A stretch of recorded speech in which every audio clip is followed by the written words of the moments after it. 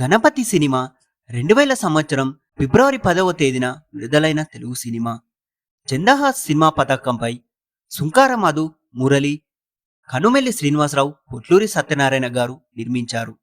ఈ సినిమాకు హరిబాబు దర్శకత్వం వహించాడు. శ్రీహరి, అశ్వినులు ప్రధాన తారాగణంగా నటించిన ఈ సినిమాకు వందేమాతరం శ్రీనివాస్ గారు మ్యూజిక్ ని అందించారు. ఈ సినిమా యొక్క కథ వచ్చేసి, కిరణ్ బేడి కావాలని కలలు కంటున్న మహాలక్ష్మి ఒక పోలీస్ ఆఫీసర్గా డ్యూటీలో చేరడంతో సినిమా ప్రారంభమవుతుంది. ఆ రోజు ఉరిశిక్ష విధించబడిన గణపతి మృతదేహాన్ని స్వాధీనం చేసుకోవడం కోసం ఆమె మొదటి పని. ఈ సినిమాలో స్వామి అంటే నాగేంద్రబాబు గారు ఒక దయగల్ల జైలర్గా ఉన్న అతను ఆమె సందర్శిస్తుంది. ఈ సినిమాలో వచ్చేసి శ్రీహరి గారి క్యారెక్టర్ గణపతి తన చివరి కోరికగా రిమాండ్ దుస్తులని కావాలని అడుగుతాడు. ఉరివేసే సమయంలో స్వామికి గణపతి తండ్రి చనిపోయాడని సందేశం వస్తుంది. అతని తండ్రి అంత్యక్రియల కోసం గణపతిని విడుదల చేయాలని గ్రామ ప్రజలు అభ్యర్థిస్తారు. నిబంధనలకు విరుద్ధంగా స్వామిని గణపతి తన తండ్రి దహన సంస్కారానికి తీసుకెళ్తాడు. అక్కడ గణపతి అంత్యక్రియలు చేసి ఒక అమ్మాయిని చంపేస్తాడు. తదుపరి షాట్లో స్వామి నిబంధనలకు అధిగమించి గణపతిని విడిచిపెట్టేందుకు గణపతి మరొకరిని చంపిన కారణంగా సస్పెండ్ చేయాలని ప్రజలు కోరుతారు. ఇక కొత్త జైలర్ మన పొన్నంబాలం కారణాలు చెప్పమని గణపతిని హింసిస్తాడు. కానీ గణపతి మాత్రం మౌనంగా ఉంటాడు. దీన్ని చూసిన స్వామి, మహాలక్ష్మి తమ ఉద్యోగాలు ప్రమాదంలో పడ్డాయని గణపతిని అభ్యర్థిస్తారు. అప్పుడు గణపతి తన కథను వెల్లడిస్తాడు. ఇక ఈ సినిమా ఫ్లాష్ బ్యాక్లోకి వెళితే, గణపతి నియమాల ప్రకారం జరిగే నిజాయితీ గల మండల రెవెన్యూ అధికారి. అతను భార్య, కుమార్తె, ఒక సోదరి, తండ్రి కల ఒక మధ్యతరగతి వ్యక్తి. అతను తన సోదరిని చాలా ప్రేమిస్తాడు. అతను భూకుంభకోణంలో విశ్వం సోదరులను అంటే రామిరెడ్డితో పాటు అతని 4 సోదరులు ఎదుర్కొంటాడు. వారికి డబ్బు అందకుండా చేస్తున్నాడని గణపతిపై దాఖలు చేసిన కోర్టు కేసుతో వారు తమ ఆస్తులన్నిటినీ పోగొట్టుకున్నారు.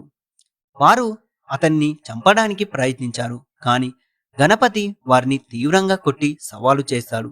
గణపతి తమను డబ్బు లేకుండా చేస్తున్నందుకు తన భర్త స్పందించడం లేదని భావించిన రామిరెడ్డి భార్య ఆత్మహత్య చేసుకుంటుంది.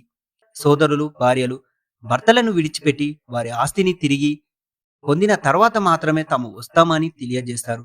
గణపతి సోదరి నిశ్చితార్థం జరిగిన సందర్భంలో వివాహం రోజున విశ్వం సోదరులు విధ్వంసం చేసి గణపతి భార్యను చంపి అతని సోదరిని రేప్ చేస్తారు. గణపతి ఇంట్లోనే ఉండి ఇల్లు పూర్తయ్యే వరకు ప్రతిరోజు అతని సోదరిపై అత్యాచారం చేస్తారు. ఈ సమయం అంతా గణపతిని చెట్టుకు కట్టివేస్తారు. ఆ తరువాత గణపతి విశ్వం సోదరులతో చేతులు కలిపిన పోలీసులను చంపేస్తాడు. అత్యాచారం అందుకు కోర్టులో శిక్ష అనుభవిస్తాడు. తన చెల్లెలికి పిచ్చి పట్టడంతో ఆమెను చంపేస్తాడు. ప్రజలందరూ ఆమెను వాడుకుంటున్నారనే కథనంతో ఫ్లాష్ బ్యాక్ ముగుస్తుంది.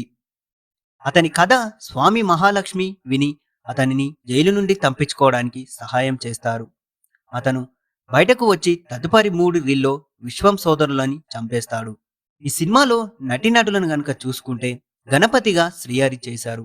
అశ్విని, మాన్య, నీరజ, నాగబాబు గారు, రామిరెడ్డి, పెండం కోటేశ్వరరావు నాయుడు గారు, నారా వెంకటేశ్వరరావు, జీవ, ఎంఎస్ నారాయణ, గోగిన రామారావు, శ్రీధరన్న, దాము కుమార్ బెనర్జీ, గౌతమ్ రాజ్, అచ్యుత్, బెల్లంకొండ సురేష్, వలేరిపల్లి రమేష్ బాబు, కెవి రమణ, పొన్నం బాలు, తిరుపతి ప్రకాష్, రంగనాథ్, నూతన్ ప్రసాద్ గారు, ప్రసాద్ బాబు గారు, బెంగుళూరు పద్మ, రజిత, బి రమ్యశ్రీ, ఉమా చౌదరి వీళ్ళందరూ తదితరులు ఈ సినిమాలో నటించారు. ఇక సాంకేతిక వర్గం గురించి చెప్పుకుంటే, దర్శకుడు హరిబాబు, నిర్మాతలు వచ్చేసి సుంకార మధు, మురళి, కనుమెల్లి శ్రీనివాసరావు, పోట్లూరి సత్యనారాయణ, సహనిర్మాత వల్లూరిపల్లి రమేష్ బాబు, సంగీత దర్శకుడు వందేమాతరం శ్రీనివాసరావు గారు.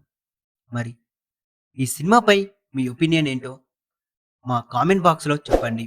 మరిన్ని మూవీ అప్డేట్స్ మరియు మూవీ రిలేటెడ్ కోసం మా ఛానల్ని సబ్స్క్రైబ్ చేసుకోండి. Thank you.